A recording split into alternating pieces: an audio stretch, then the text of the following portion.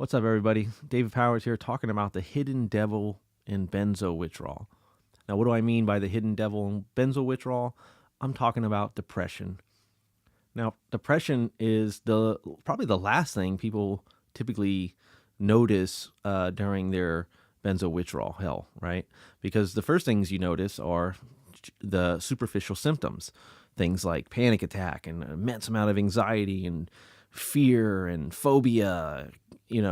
It's all that stuff at first. It's the panicky, night terrors and just that impending doom that we feel all day, every day, even throughout the night, even while we sleep. It's symptoms of anxiety. You take a benzo to basically remove anxiety, and it makes sense that when you come off the benzo, you're going to be flooded with more anxiety. Just as you take a pain pill to treat pain, and when you come off the pain pills, you typically feel more pain. There's a sort of a counter balance effect that takes place there, counter effect. And depression is the last thing we really notice, but guys, it's the root of the tree of symptoms. I mean, it's really the root in the trunk of the tree is depression. At first, it's superficial stuff like the doom and gloom, the fear, the panic, the dreadful thoughts, the racing thoughts. It's all that stuff. But what quickly happens is you become depressed, and depression takes over, and that's where we start seeing symptoms like, let's look at some of the symptoms of depression. You tell me if this doesn't sound like symptoms, some of the key symptoms of benzo withdrawal. Feeling sad or having a depressed mood, sure. Loss of interest or pleasure in activities once enjoyed, sure. Changes in appetite, weight loss or gain unrelated to dieting. I had both of those. I gained weight and lost weight. Trouble sleeping or sleeping too much. Well, we certainly don't sleep too much, but we have trouble sleeping. Sleep troubles is directly correlated with depression. A lot of people think, well, if you're depressed, you just sleep all the time. Well, no, it can actually go the opposite way. You can get depressed and you can't sleep. You get insomnia. Loss of energy or increased fatigue. Absolutely. That's one of the biggest symptoms that everyone, I think, that goes through benzo withdrawal reports. And it's true that as your cortisol and adrenaline's pumping in your body and you're in this higher state of anxiety, that also creates an energy dump. I mean, anyone who's had a panic attack knows after the panic attack, you're left feeling just tired and drained, So sure, but there's also underneath that, there's a bigger fatigue, influence or fatigue, and that's depression, right? Increase in purposelessness, physical activity. That's like, restless leg, things like that. I really put this into sort of obsessive bodily things like chewing your nails, chewing on your cheek, or tapping your hands, or restless leg. It's that anxiety of just purposeless physical activity. And that's directly a symptom of depression, as listed by the AMA and the APA and the APA, American Psychiatric Association and American Psychological Association. Feeling worthless or guilty, absolutely a key symptom of people going through benzo. We even blame ourselves. What did I do? How did I get here? This is my fault. I'm such a loser. What did I do? That's depression talking, and that's fear talking. Difficulty thinking, concentrating, and making decisions. Now, you tell me that that's not a key feature of benzo withdrawal. Difficulty thinking, concentrating, or making decisions. Mental fog, we could call it. Confusion. Thoughts of death or suicide. Well, look, we know people in the benzo community. If you're here long enough, you've heard stories, you've seen people. It's one of the saddest things. People can get suicidal, and there are many people that have taken their lives. Losing hope, can no longer go through the torment of it, and just not believing there's any way out, which is a big reason why I do these videos, and I try to promote a positive mindset and try to remind people that they're going to get better, not to give up, push through this. Life is a gift, and I know you can't see it when you're going through this. It just seems like such a punishment, but there's another side to this. You get out of it. You will heal, you will survive. So don't throw it all away yet. So that's those are some of the symptoms of depression, and I'll tell you, they don't list the anxiety-driven parts of depression. Now, in clinical psych, we understand that depression and anxiety are like two sides of a coin, of the same coin. And they often, almost always, kind of coexist, and they influence each other. So if you're, what you might think is an anxiety disorder may really be a depressive disorder. So again, this depression sets in during benzo withdrawal, and it creates a host of symptoms which kind of merge with all the anxiety symptoms, or what we mistake as just simply being anxiety, withdrawal or post-withdrawal symptoms, but really stemming from this bigger root or trunk, which is depression. And this is very important to understand, because if you're going to treat something, you got to know what you're treating. You got to know what you're looking at. If you're going to face an opponent, you have to know what your opponent and who and what that opponent's bringing to the table, right? You don't want to be in left field fighting an opponent that's in right field. And that's sort of what happens. We get lost fighting all these anxiety symptoms and trying to treat this anxiety. And there's this depression that's just lingering underneath. This is why a lot of psychiatrists won't even treat someone and taper them off benzos without having them get on a SSRI or some kind of antidepressant first. Now, as far as I understand, all the studies have shown differently in very recent times.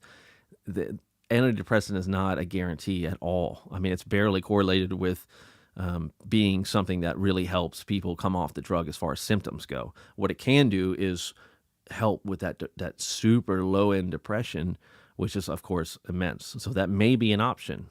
And, of course, if I would suggest to you that if you did get on an antidepressant to help with that depression as you tapered, just know you're still going to have all the symptoms, for the most part, of benzo withdrawal. You just won't bottom out in the depressive part of it so low. And then you got to come off the antidepressant at the end. That would be my advice. You don't want to just trade one drug for the other necessarily. But you might need an antidepressant. I don't know. Everybody's case is different. So I'm certainly not telling you not to take an antidepressant or that you should never take an antidepressant. But I'm saying if your goal is to just be drug-free and trying to do it on your own holistically, behaviorally, cognitively, effectively, you want to get in there, make changes in your life, and really do it in a different light, then what you're going to want to do is taper off the benzo. And if you need to take an SSRI, consider that as only a short-term option. Like, I'm going to use that to help counteract some deep major depression, and then I'm going to come off that. And this may be really important if you're bipolar or you already have severe major depression. Because if you already have stuff like that, and then you're coming off the benzo, it might push you over the edge. It just pushes you too far down. So that could be an option. So again, in closing, how do we treat depression? This is important because I hammer this so much in my book. I hammer it in my coaching, and I hammer it in all my videos.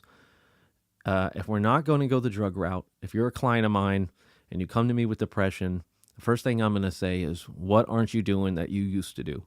Because that's what depression does. It isolates us. It takes the colors out of our life. It makes us feel down and gloomy and negative and self-defeating, and again, isolating. And so we need to get back to that, even if you fake it to make it, because let's be honest, that's what you're doing. You can't just go, hey, what have you not been doing? Well, I used to like to go to the movies or go fishing, and you haven't been doing that because you've been depressed? No, I haven't. Oh, well, just go do it and find joy. No, that's not what I'm saying. I'm saying go do it and just fake it till you can make it. Just do it because it's the healthy thing to do. And you'll find joy, if only in brief moments at first. And those moments will be like punching through a black tarp with a pinhole, punching a pinhole through a black tarp and letting just a little ray of light in. But you can work with that, because then you could punch another light and another ray and another ray, and those holes get bigger and you let more light in, metaphorically speaking. So I tell people, find out what you haven't been doing, try to do that. When you're going through benzos, you might not be able to do those things. You say, I love to golf or this or that, and now I'm going through terrible benzo withdrawal and I got this depression. Man, I can't go golfing. What are you talking about? Well, no, but there's other things you can do, and you can work towards certain things. That should be a goal. But the wrong thing to do is to give up, lay down, and just surrender to this thing and think that you're just going to lay there and allow this storm to sort of pass over you. I mean, even if it's as simple as I'm going to start a little garden and try to get out of the house every day and garden and have something positive to focus on, that's something. The second key thing is to treating this depression holistically is exercise, physical activity. And again, people give me a lot of flack about this because they say, Dave, have you been through benzo withdrawal? How could I possibly join a gym and do all this? Well, I never said all that. I mean, that's the end game of sure. When you feel good enough, join a gym or have a home gym at the house and whatever it takes, to have a real program, physical program, exercise program that you follow daily, consistently, and that you can increase the intensity so that you get, the best out of it. So start small. If you've been in your room for 2 weeks and you haven't left your house at all, let's start by walking to the mailbox and back a couple times a day. As simple as and trivial as that may sound, it's enormous for your chemistry. And then you push it and you go, I'm going to walk to the stop sign. I'm going to walk, I'm going to walk on the treadmill for a mile a day.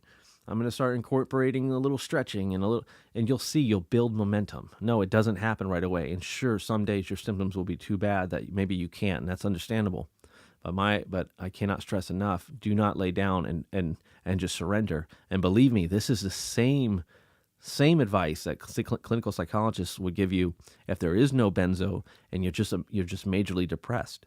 It's the same thing. And people that are majorly depressed, I just can't get myself out of bed. I just can't. I don't have the energy, and I'm foggy headed, and I'm fearful and anxiety, and I just can't do it. That's the same talk. I mean, when you've seen it all, when you've seen anxiety, depression, and then benzo with anxiety and depression, you see it. You can see it clearly now. You can discern the different things that we're looking at here. And I'm telling you guys, depression is the hidden devil in benzo. It's the last thing we see, and it is the silent killer. It's the silent enemy that's sort of fighting us from the top of the trees, and we don't even realize they're shooting, arrows at us from the tree. We're down here in the bottom fighting the anxiety. So once you start looking at depression, then you can start making some changes. Okay, how do I fight depression? Now this is a game changer. And as you can bring down that depression, your symptom severity will decrease, your sleep, your ability to sleep will increase, and you'll also ward off any manifesting mental health concerns like major depression, suicidal ideation, agoraphobia, obsessive compulsive disorder, things like that. Hey guys, if you like this content, please hit that like and subscribe, and maybe share this information with someone that you think would get some benefit out of it. Thanks, guys, and remember, you will get better. That's a promise. Stay strong.